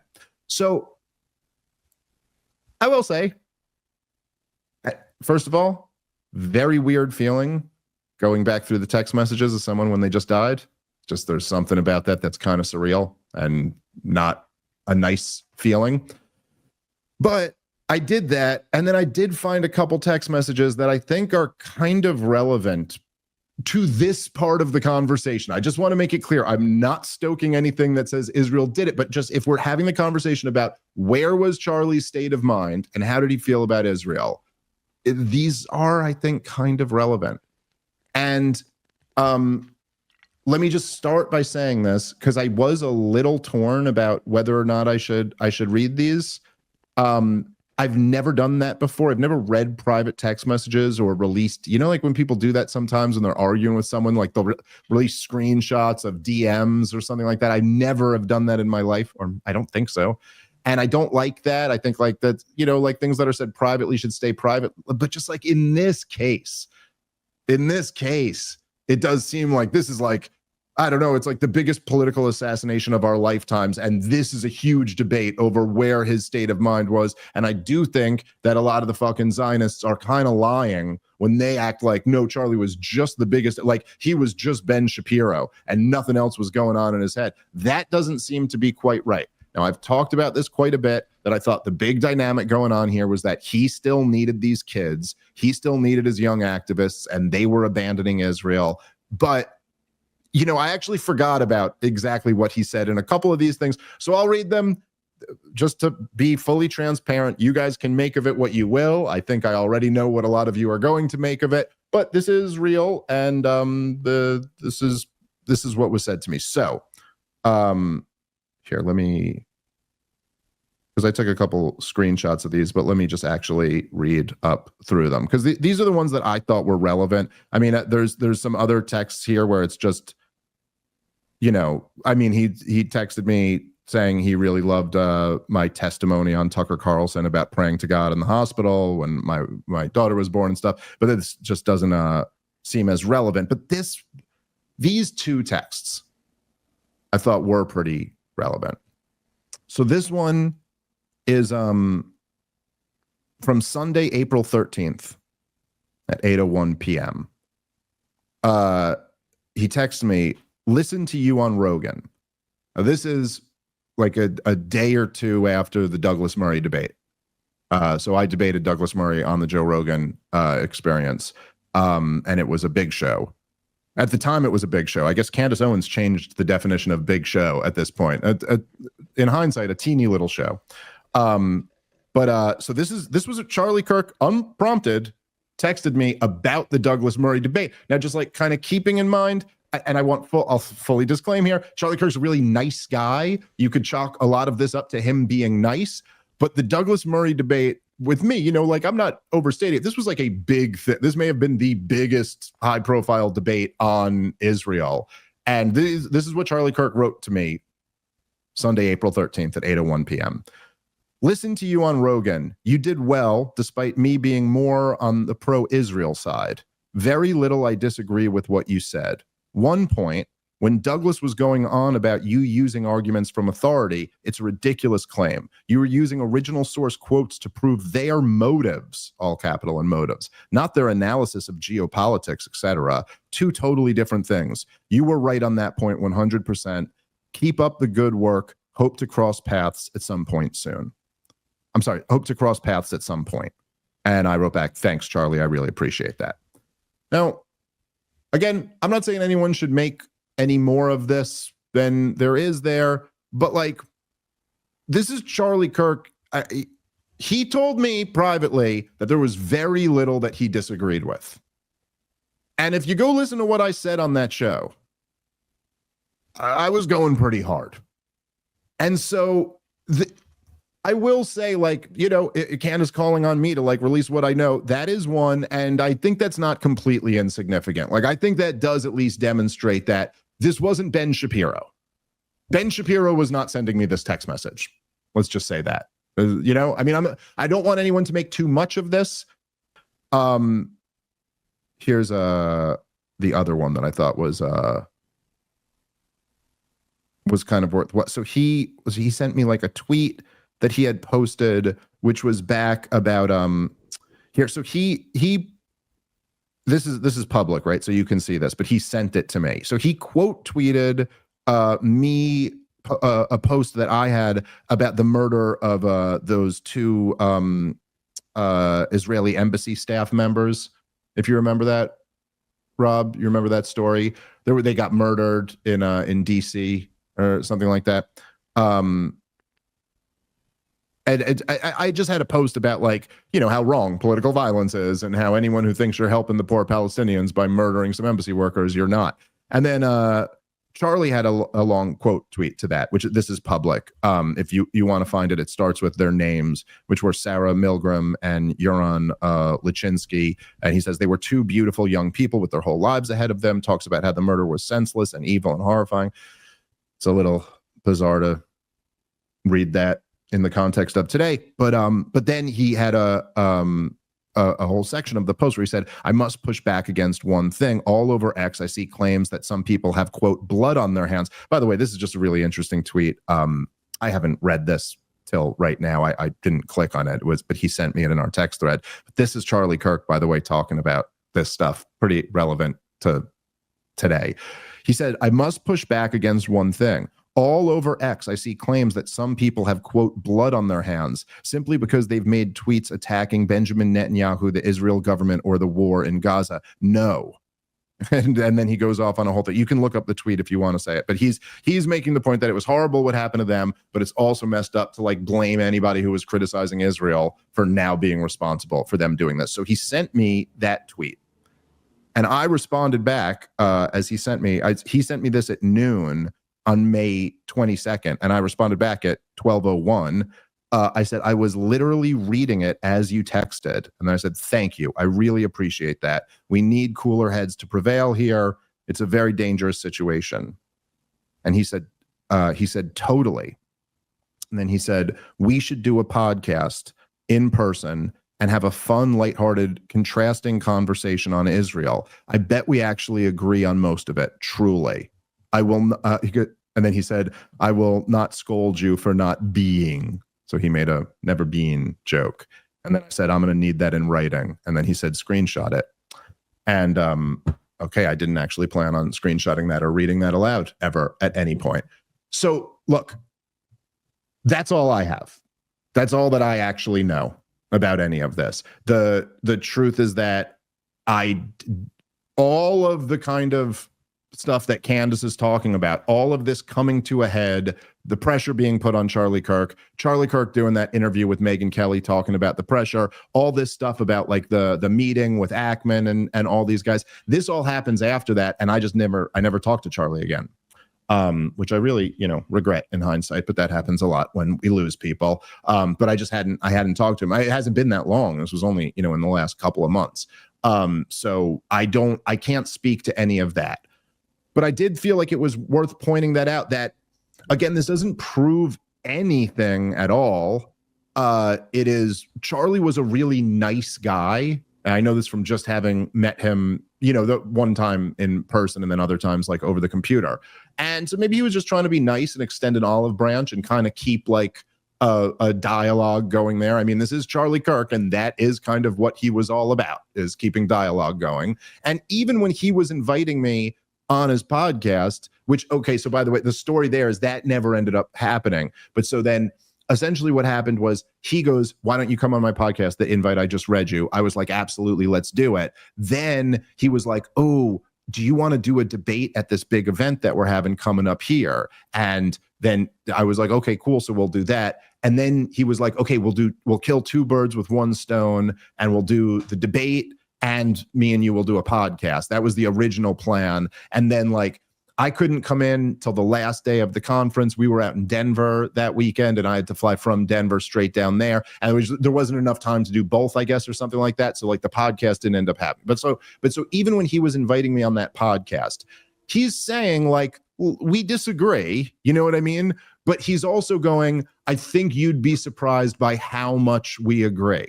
And on the Douglas Murray podcast, he's saying, I think I actually agreed with much of what you had to say. So anyway, that's my response to Candace. That's all I got. I don't have any other useful information that's relevant to here, but at least the little bit I have, I think does indicate that, like, yeah, there was certainly, Charlie was at the very least, at least what he's saying here, is that he was listening to, obviously he was listening to what I had to say. Obviously he had been listening to what Candace had to say. Obviously he had been listening to what Tucker had to say. And he probably was feeling like, a lot of that does make sense. That doesn't mean he agrees with it fully, but I would offer that to say, I do think there is some evidence that Charlie was struggling with this topic, thinking about this topic, finding some common ground with the very harsh critics of Israel, and was at the very least, like, it's not the case that this guy was just a pure loyal supporter who wasn't questioning the thing at all. I will say that much. Any thoughts on any of this, Rob? So Israel did do it. That's what I just learned. There you go. After all these assassination attempts that country's already made, Dave Smith confirms. Listen, I can't confirm it. They already got to me. Now, listen, dude, I promise you guys, by the way, if I'm ever like threatened or spooked or something like that, I won't like lie to you. Maybe I won't answer the question, but I won't just lie to you. No, I have not gotten the call. I have not been threatened. And no, I don't fear for my safety, really. I mean, any more than just, the way that anyone else would fear for myself. Like, you're like, shit, Charlie Kirk got taken out. I hope more people don't. I don't know. I'm in a much more controlled environment. I don't really do big outdoor events like that, which are less controlled. But no, I'm not like, I'm not like worried to say what the truth is here. I'm just trying to not rush to judgment and trying to get it right. But anyway, I did think, as Candace asked about that, I was like, I sent her those screenshots too, because I was just kind of like, well, look, in the effort to like, let's get to the bottom of all of this here, I'm happy to, I won't voluntarily give over information to the government, but I'll voluntarily give it over to Candace Owens anytime. So I was like, here, look, I don't think, Charlie was much closer with Candace than he was with me. So I don't think he was saying anything to me that like he didn't trust her with. And I also did feel like, hey, this is somewhat relevant. It's not like he was telling me stuff about like his marriage or something and I'm like revealing personal things. It's like, this is the topic of conversation now, is where was this guy here? I have not like a huge smoking gun or anything like that, but like I have a little bit of evidence of what his state of mind was. So I felt like it was the right move to share that. I listened to quite a bit of the Candace thing, and I will say I'd like to see. I'm not saying any of it's wrong. I want to make that clear. I'm not saying any of it's wrong. I'd like to see a little bit more receipts on the accusations, such as that Ackman threatened or that Netanyahu. Well, did you see Ackman responded? I think he responded that he had receipts and he was going to show them, and he hasn't done so yet. Yeah, but even just that, I thought was kind of great in a way. Like, I just think it's great that Candace got him on the record, because now it's kind of like, okay, yeah, get him talking more and more. Because now let's see, like, what, you know what I mean? Like, let's try to put together the story here. Like, I don't know exactly what I'll say this, right? And I kind of, I think I talked all about this in our episodes. Anyone can go back if you want to. We did, I think, an entire episode on my experience at that turning point debate and what it was like. Now, at the time, we were just talking about how the kids were moved in such a direction and what the debate was like and stuff. But I'll just say this, because so Josh Hammer now, who happens to be the guy who was there for part of the time when the only time I ever met Charlie Kirk face to face. So now I debated Josh Hammer at Princeton University. What was that? Last year, I think. Or was it earlier this year? I can't remember. I think it was during the winter, because I was going to go and then there was a crazy snowstorm. It was 100% during the winter, because I left into a crazy snowstorm and my Uber kept canceling on me and I really had a moment. Yeah, it sucked.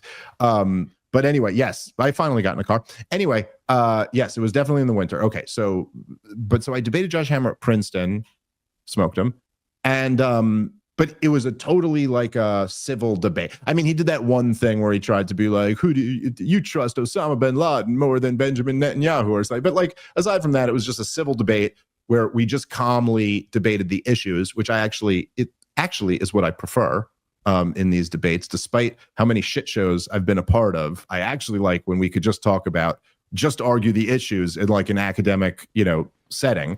And anyway, so that was, it went great for me. And I was very happy with it, but I left that thinking Josh was nothing but a good dude. And at the end of the debate, I went over to him and I said something like, I was like, hey man, we should let's do a podcast together sometime about some stuff we agree on, like immigration or wokeism or something like that. And he went, yeah, absolutely. And we left kind of on cordial, nice terms. Then Josh was so what Charlie was at first, he said, we'll do the podcast. Then he was like, why don't you come do a debate? Then he wanted me to debate, what's his name? Oh man, I'm blanking on his name. But he's the UFC guy who was in the military. Tim Kennedy. He wanted me to debate Tim Kennedy, and I accepted that. I went okay, and I'm an MMA fan, so I was always like a fan of Tim Kennedy. So I was like, okay, I'll debate Tim Kennedy. I think that could be a good one. And then Tim couldn't do it for like scheduling reasons or something like that. And he goes, well, what do you think about Josh Hammer? And I initially said no to Charlie on that, because in my mind I was like, well, I don't know. I already debated that guy. And that's been dealt with. Like, give me a new, person because it's hard to like kind of get excited about just doing the same thing that you already did. And And then Charlie Kirk was like, yeah, dude, but this is going to be in front of the Turning Point audience at our biggest event of the year. And this is going to just be much bigger numbers. And a lot of other people will see this. And then when he said that, I was like, yeah, you know what? You're right. I guess like that. Yeah, it makes sense. And these are really the people I want to talk to, are like the young people. So that's, so that I was just like, okay, yeah, we'll come do this. And that's how that. So anyway, so I was like, whatever.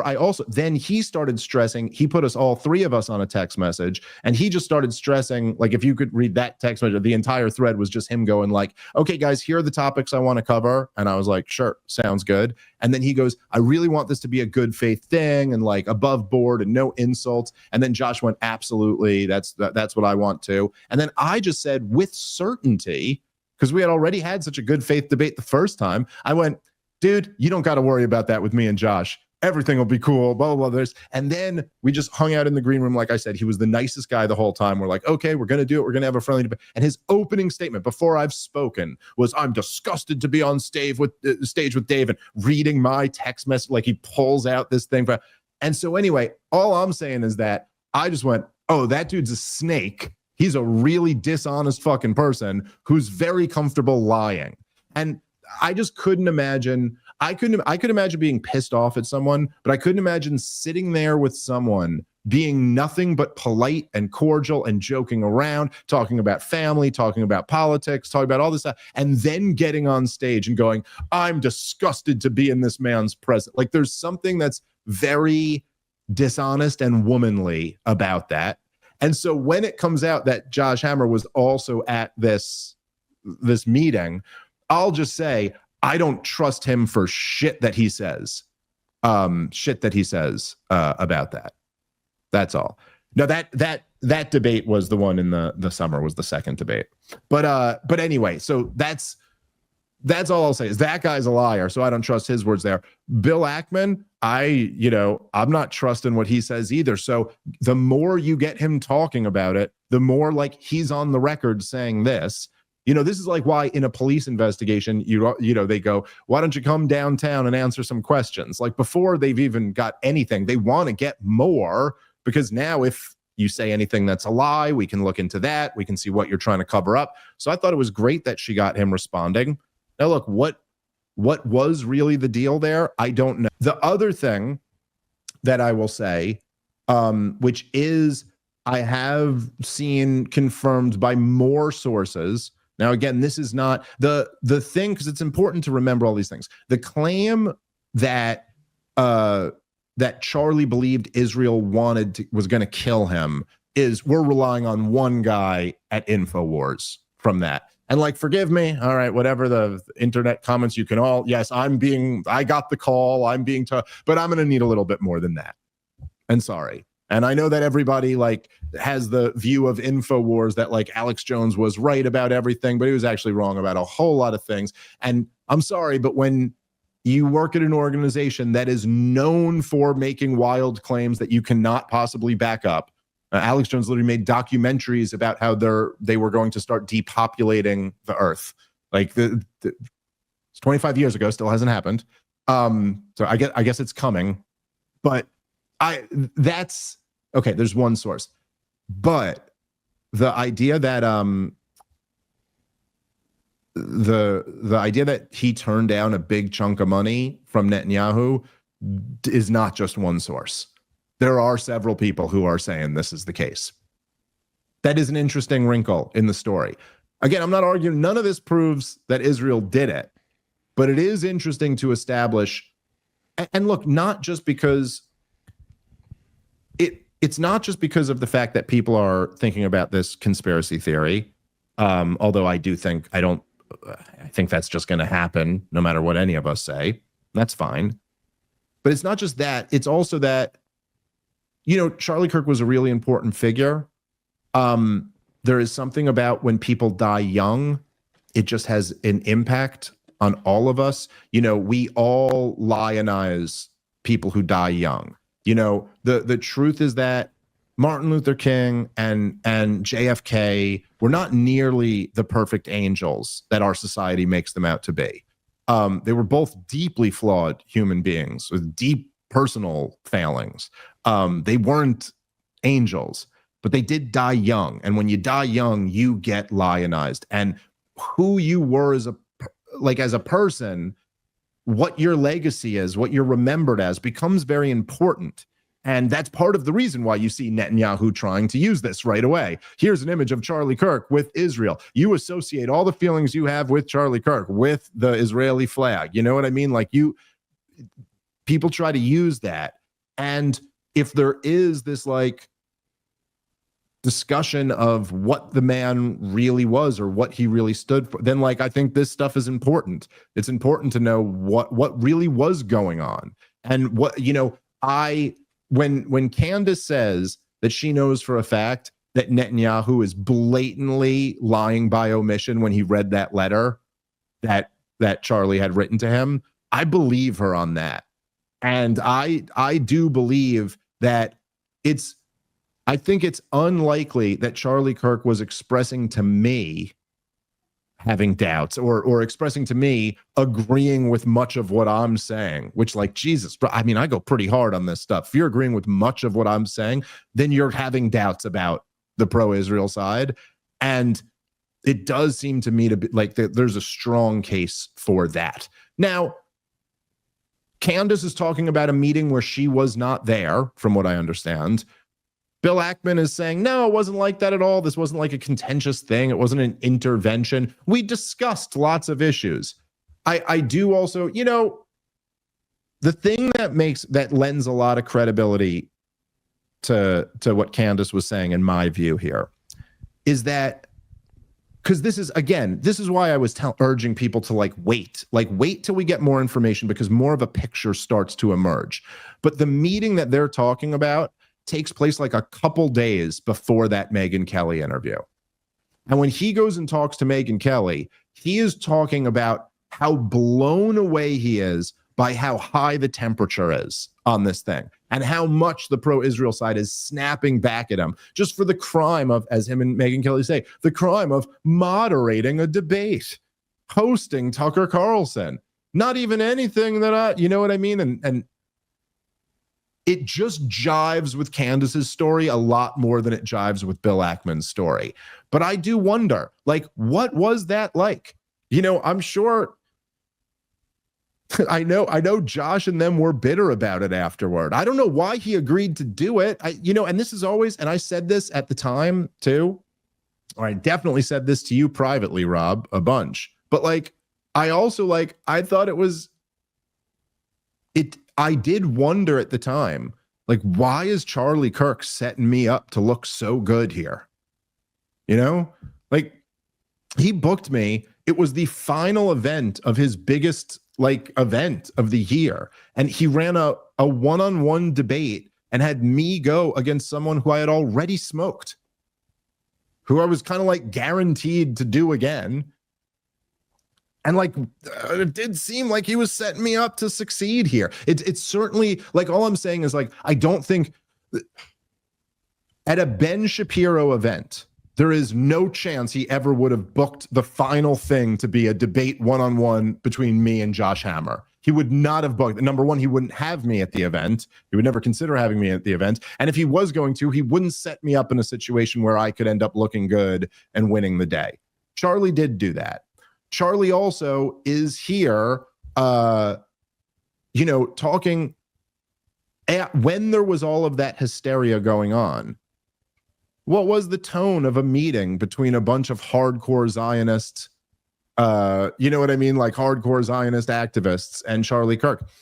I imagine it was pretty tense. And then we have Charlie going on an interview the next day talking about how tense all this shit was. And so, I don't know. I just tend to, okay. You don't have me convinced with this Israel done it theory yet, because I don't think you have a theory or any evidence. But if we're talking about the Charlie was going through an evolution on this topic theory, that I think has some real legs on it. Any thoughts on any of that, Rob? All sounds fine to me. The only thing that stands out slightly contradictory is I did feel like when I watched the debate, He was interjecting fairly, but with clarifying questions that had much more of a trying to protect the Israel narrative kind of bent to them. Okay, it's either that or it's protecting himself. Like going, hey, I'm not the one saying this. Just to be clear, I'm not the one saying this here, but the guy I'm hosting over here is the one saying this. You know, again, nothing that I'm presenting here at all is conclusive at all. I'm just telling you all the information I have. But the big question does become now, right? As we alluded to this yesterday, and of course you have this Pam Bondi clip, which by the way, let's play that. The big question now is what, well, of course, look, there's several big questions, but perhaps the most important question is what actually does come of this? Who does, while you have so many people competing over how to use this for their own political advantage, like what actually does end up coming of this? And I will say that if, like somebody, oh man, I can't remember who had thrown this out. I thought I saw like someone who I follow on Twitter had proposed like a federal holiday for Charlie Kirk that would be like debate day, where we have like an open discussion of ideas and we honor his legacy about like, the need for debate and conversation. And like, I was like, oh yeah, I really like the idea of that. And then other people are like, because of Charlie Kirk, we should shut down hate speech. And I would just really caution against people going down that road, which, by the way, seems to be damn near the polar opposite of the first proposal, which seemed like a much better way to honor Charlie Kirk. But let's play this clip, Rob, that you sent over, because I did think this was worth discussing. But here's Pam Bondi talking about, hate speech. Level, the anti-Semitism, what's been happening at college campuses around this country is disgusting. It's despicable, and we've been fighting that. We've been fighting these universities left and right, and we're not going to stop. There's free speech, and then there's hate speech, and there is no place, especially now, especially after what happened to Charlie, in our society. Do you see all right, let's pause it right there. Going after these? See, you guys can give me shit for not buying your goddamn conspiracy, but I'm sorry. I just fucking keep my eye on the ball and focus on the shit I can. And tell me I didn't fucking call that one, Rob. I literally said on the last episode that's how they're going to try to use this, just like with the immigration thing. Oh, what's the problem? What's the lesson from Charlie Kirk's death? Anti-Semitism, Rob. What does that have to do with any of this? What does that have to do with any of this? Has anybody, I'm sorry, was there even an anti-Semitic engraving on one of those shells, Rob? I heard stuff about gay and fascist, but I didn't hear anything about the Jews. Oh, there's Rob warned us that his camera might die at some swap point. The battery real quick. Hold on. Yeah, no, it's Rob's. No, it's a problem. Rob is expressing his solidarity with Black Lives Matter for a brief moment, which is important. Don't get me group on, and I might end up on Pam Bondi's list. Oh, there you go. But isn't that something, right? Like it's like, oh, so that's what the takeaway from Charlie Kirk is, what they're going to try to use it as, right? We got to crack down on what? On the pro-Palestine left. I literally said it the other day. That's what they're going to go for. And I think people like should really think about this, right? A lot of us probably, even me, I think probably was, I was probably a little, I don't know. I tried to be fair with the lefty protest movement, that sprung up after October 7th. And, there were times where I did feel like they were doing stupid things and, having dumb messages and kind of pro-Hamas-y type of, slogans. But the bottom line is that they were a real problem for the political establishment. And in the year of 2024, in an election year, when the Democratic establishment needed their left-wing shock troops, those left-wing protesters were all too busy protesting the genocide. And they even called the sitting president of their party Genocide Joe. And this was a huge part of why Donald Trump won. is a huge part of what drained enthusiasm from the Democratic ticket and what drained outrage about another Trump presidency. Because it's real hard to be outraged about Tony Hinchcliffe making jokes when you were just protesting a genocide. It's just hard to make that one sound like it's more important. And, you know, they stood up and were not, you know, they stood up against the political machine, and they took some lumps for that. You know, they got viciously demonized. People got kicked out of colleges. Legal residents got deported. And now, of course, just watch it, because this is what they always try to do. Now the regime will try to take this energy from Charlie Kirk and rechannel it into something that helps them advance their aims. And I think in this case, it's trying to claim, right, that it's hate speech. It's, hey, Rob, you know how you feel about people celebrating Charlie Kirk getting murdered? Well, that's why we can't have hate speech. And that's why we got to shut down this kid who just said from the river to the sea. For a tad of context, she did send out a tweet that somewhat walks this back and says hate speech means calls for actual violence. But JD Vance made a comment on hosting Charlie Kirk's show about we have to go after anyone who is, advocating political violence. It was something along those lines. Stephen Miller made a bolder claim. Then, of course, they asked Donald Trump, and he interjected with Trump stupidity of, I think we should be going after ABC News because you guys are unfair to me. And that doesn't add a lot of context to how they're going to define political violence or who they're going to go after. But there does seem to be a bit of a drive to actually unroot these larger left-wing corporations. And there's probably some government funds and probably some ways that would be noble to reduce them.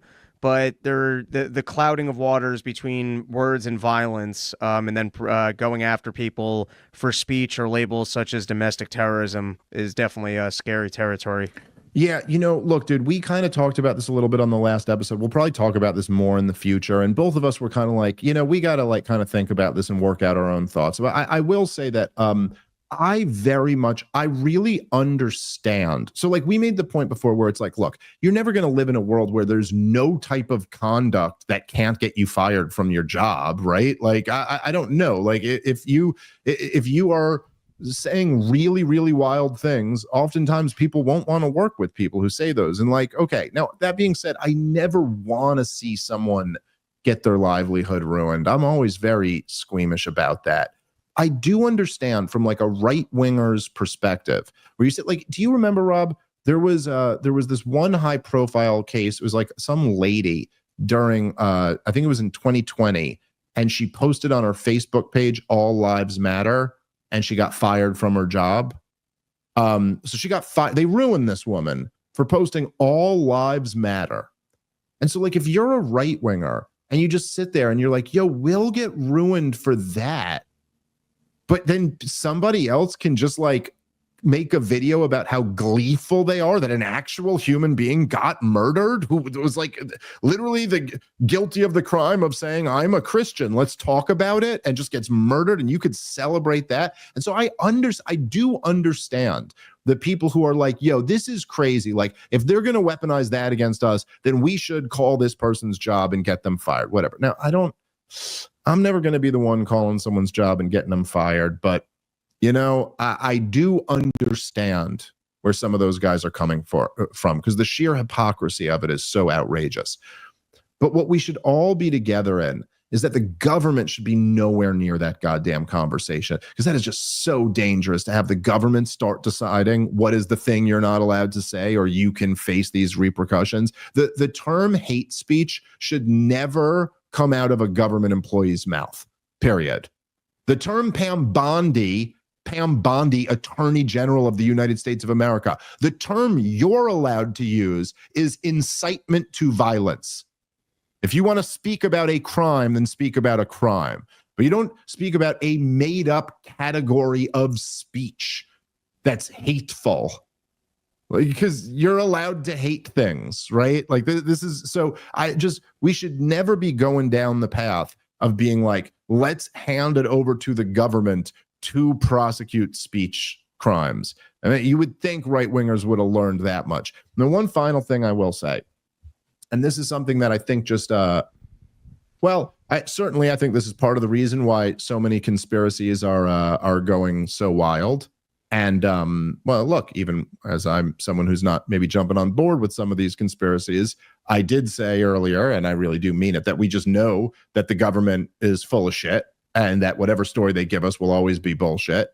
But it is amazing how you see in a situation like this that trust has just evaporated and nobody's going to believe what the goddamn government says about you. You just see, it's too obvious. Everyone can just see, like, oh, even Pam Bondi here, you're already trying to use this for your own ends. You don't really care about getting to the bottom of this. And I have been really stunned at how poor a job Donald Trump has done. Like, you would think in this moment, you'd need to really like convince the country that you're going to get to the bottom of this.